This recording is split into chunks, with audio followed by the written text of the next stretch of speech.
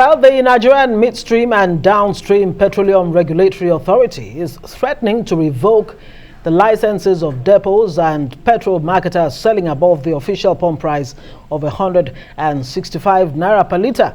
The authority says petroleum marketing has not been deregulated and there is no reason to sell the product above the official price.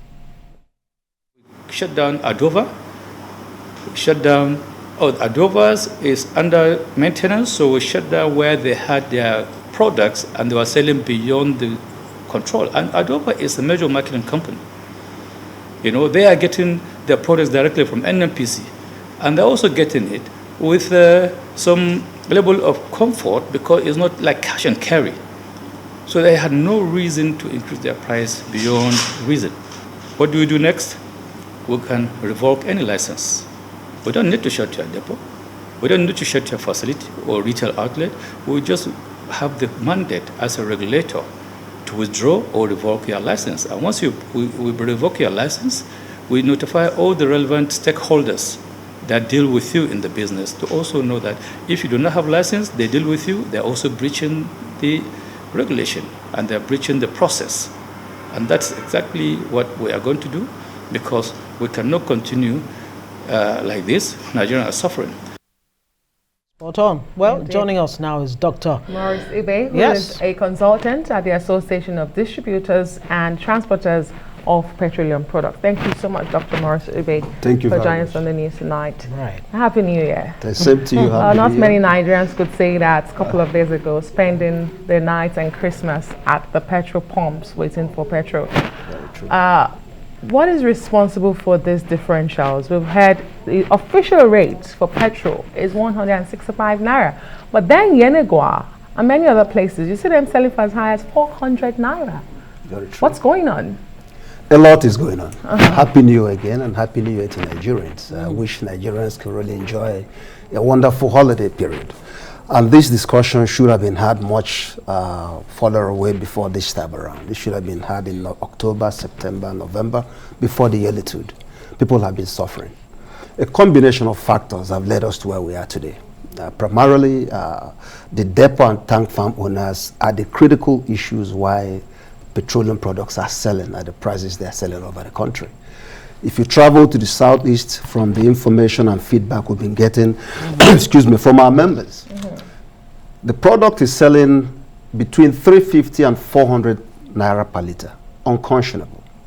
In the northern part of the country, I spoke to some of our members in Kano today, selling between 280 and 300. There's no reason for it.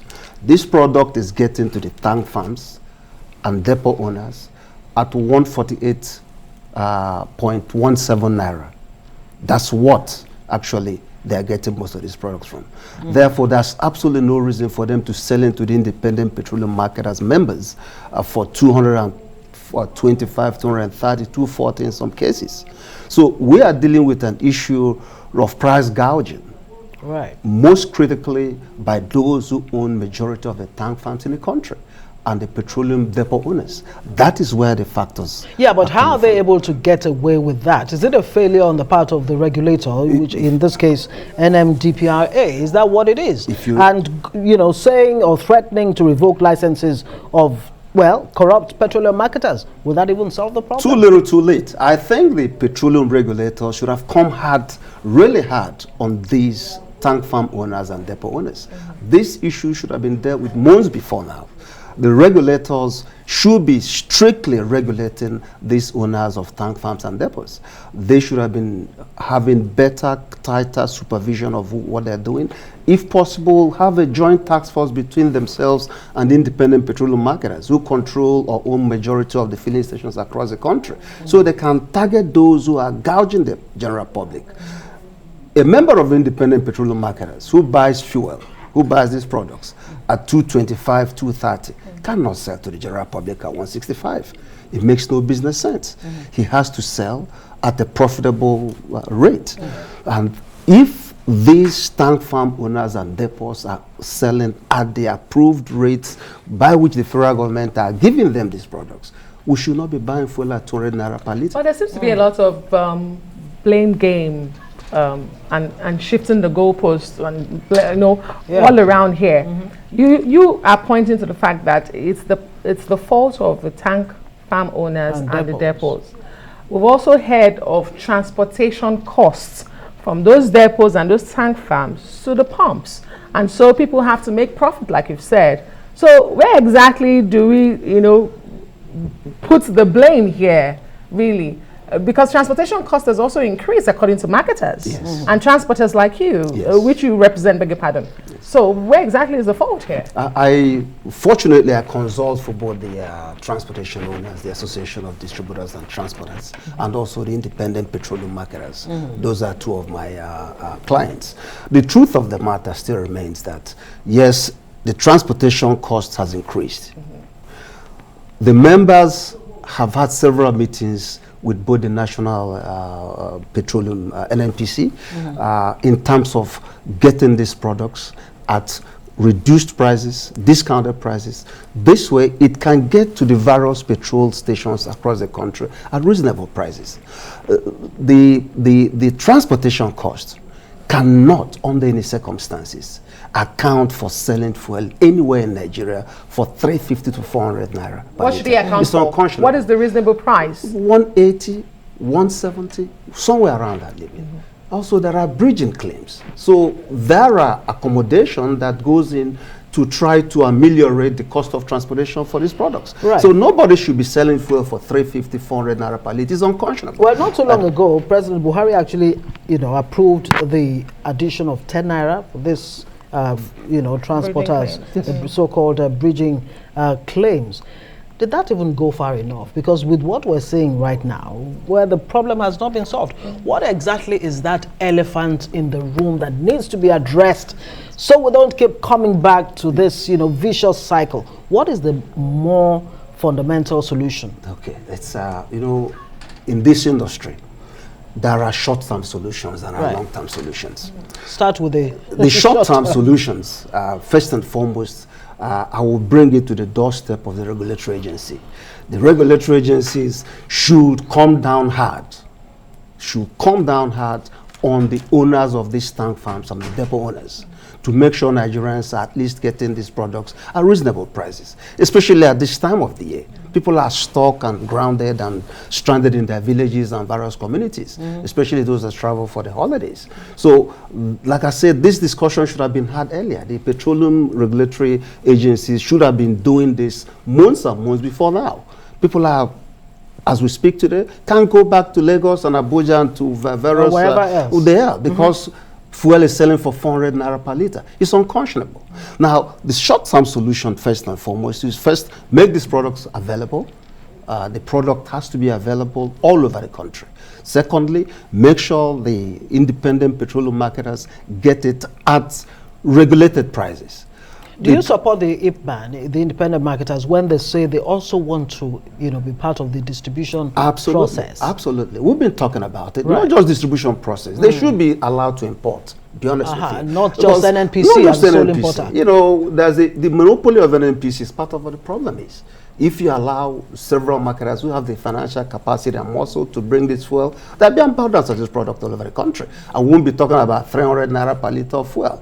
However, the what's that long-term solution? The long-term solution, before we forget. The long-term solution is building modular refineries all over the country.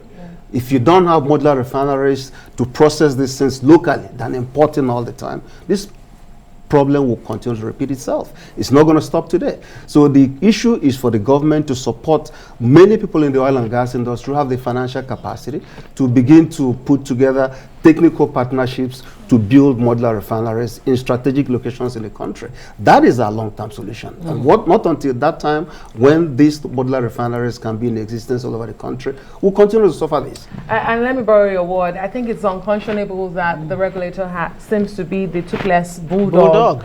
Because we see these threats over and over again. We'll sanction you, but nothing gets done. Why do you think that is so? Well, again, there is also a lot of politics involved in everything in Nigeria. Unfortunately, those who have the muscle to fight back will fight back. What we are saying is that the regulator should regulate. The regulator should supervise.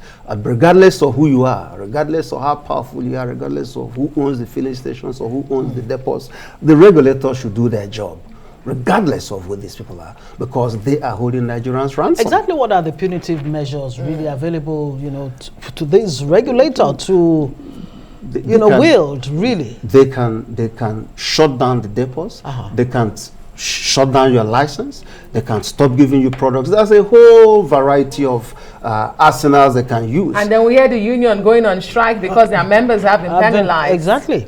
Well, there's a variety of issues here that we have to deal with. But the truth of the matter remains that the regulators, they have the hammer to come down on anybody, any tank farm owner, any depot that is gouging the public.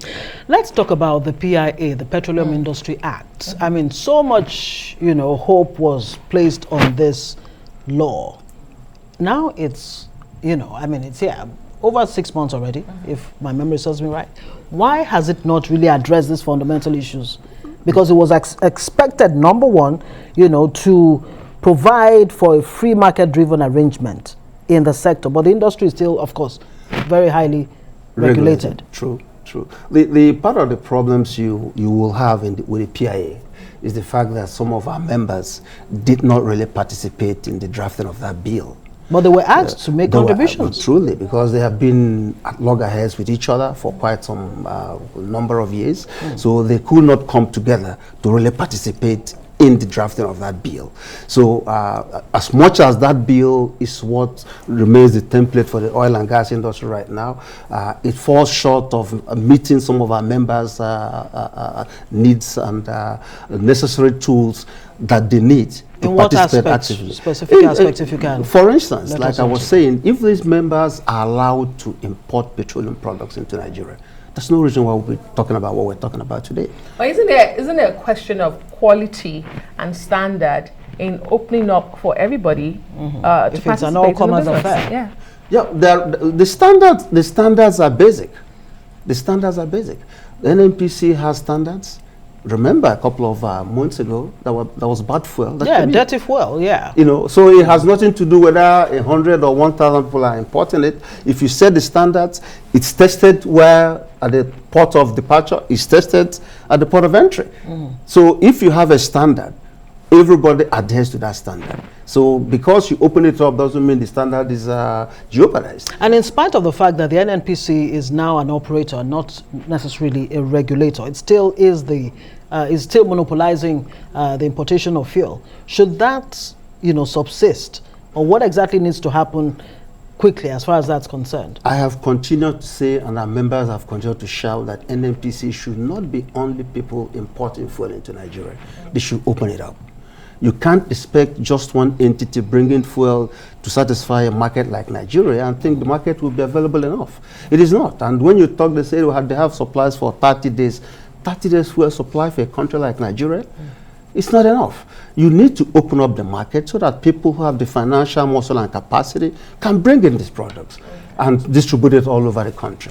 All right, I guess that's where we'll have to leave it. Hopefully, the story will be different for the better in 2023. Maurice, Consultant, Association of Distributors of Petroleum Products and Transporters. Thank you very much for joining us.